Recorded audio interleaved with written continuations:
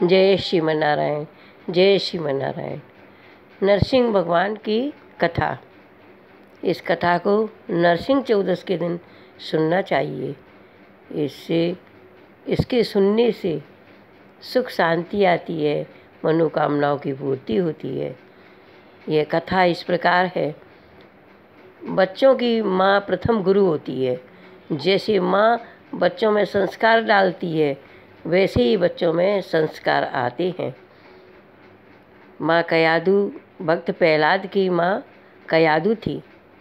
तो जैसे ही भक्त प्रहलाद गर्भ में आई, माँ ने सबसे पहले नियम लिया कि मैं अपने उसके पति हिरण्याकुश थे।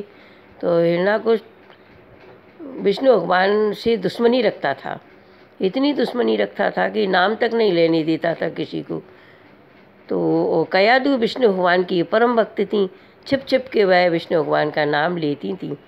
एक दिन उन्होंने नियम लिया कि मैं अपने पति को नारायण का 108 बार नाम लिपाया करूँगी। तो उनके पति जैसे ही घर पे आते तो बस वो बात छेड़ देती थी कयाधु के पतिदेव, आपके दुश्मन कौन हैं? तो बस वो नारायण ऐसा है, वो नारायण ऐसा है, वो ऐसा है।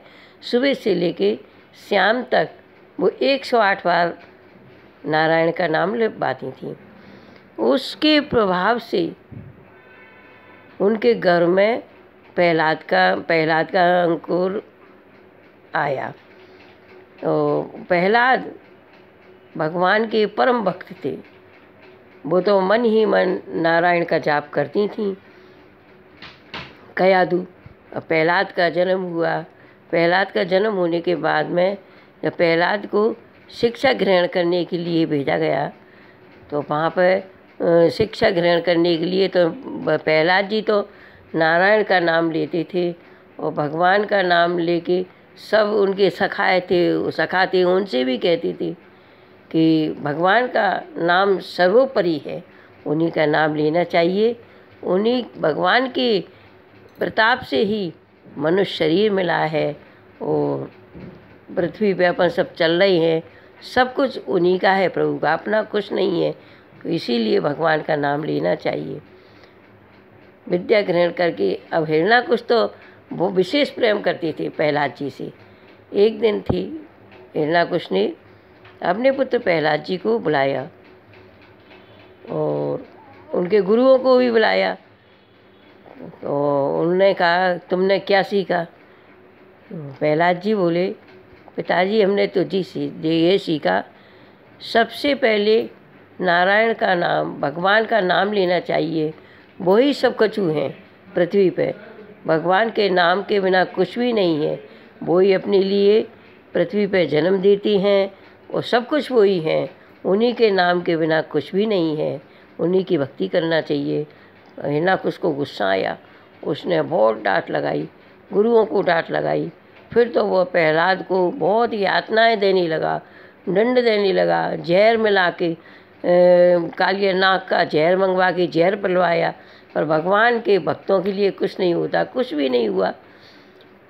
उन्हें चिता में रखवाया गया। प्रहलाद की बहन थी होलिका, उस पर एक शॉल थी, उसको उड़ के अग्नि में बैठ जाते थे तो अग्नि नहीं जलाती थी। तो उनके होलिका को बुलाया और गोदी में रख के प्रहलाद को जलाया। होलिका तो जल गई उनकी बहन और प्रहलाद नहीं जले।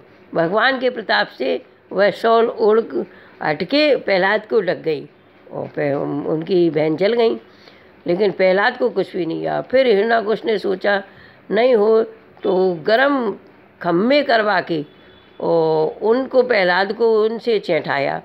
भगवान ने सोचा मेरा भक्त कहीं डर नहीं जाए। भगवान चिंटी बन के उस खम्भे पर चलने लगे। प्रहलाद जी खुश हो गए, मेरे प्रभु चल रहे हैं उस पर।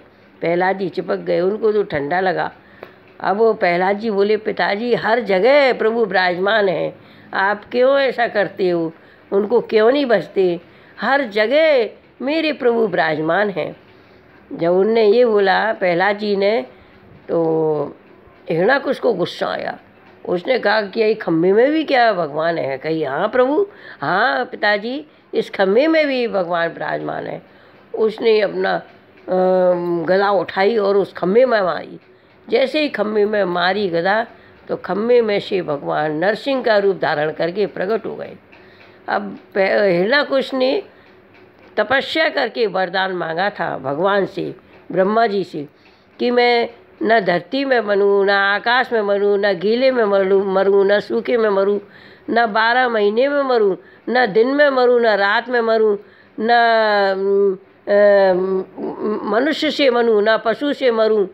मैं ज़्यादातर उसने सारे वरदान मांग लिए। तो अब खम्भ पार के भगवान नरसिंह भगवान उसमें से प्रकट हुए। तो आधा शरीर तो मनुष्य जैसा और आधा शरीर शेर जैसा। तो सब नरसिंह वो पहला हिरण्याकुश की तरफ दौड़ने लगे। नरसिंह भगवान, विष्णु भगवान ने नरसिंह रूप धारण किया, दौड़े।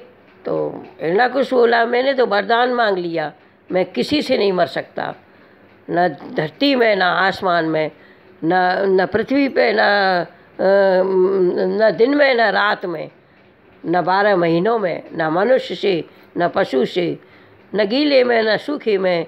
मैंने सब वरदान मांग लिए, मैं किसी से मर ही नहीं सकता। भगवान ने उसको पकड़ लिया, पकड़ के वो देहरी पर रखा और अपनी पैरों पर रखा, पैरों पर जांघों पर रखे, और न अस्त्र से मरूँ न शस्त्र से मरूँ, ये भी वरदान मांगा। तो भगवान बोले उससे, बता तू पृथ्वी पे कि आसमान में है? कहीं नहीं प्रभु, मैं तो बीच में तुम्हारे पैरों पे हूँ। कहीं बता 12 महीनों में कहाँ पे है? 12 महीने में 1 महीने अधिक मास का पड़ता है, भगवान ने वो महीना बनाया। बता 12 महीने भी नहीं है, एक जो अलग से महीना बनाया है उसमें। हाँ कहीं प्रभु, न दिन में न रात में, शाम के ढलते टाइम में, न अस्त्र से न शस्त्र। भगवान ने अपने नाखूनों से उसके सीना फाड़ा और उसकी आंतों को निकाल के वो गले में डाल दिया, उसका प्राणांत हुआ। तो भगवान ने का क्रोध जागृत हो गया। अब तो सारी देवता करने लगे भगवान के सामने कौन जाए, हिरण्याकुश तो मर गया और कौन जाए भगवान के सामने। क्रोधित हो गए, लक्ष्मी जी डर गई, सब डर गए। भक्त प्रहलाद भगवान के आगे हाथ जोड़ने लगे। तो भक्त के आगे प्रभु का दिल पे लग जाता है। भगवान ने भक्त प्रहलाद को गोद में बिठारा और आशीर्वाद दिया। उसी दिन से नरसिंह चौदस का व्रत करते हैं। नरसिंह चौदस का व्रत करना चाहिए।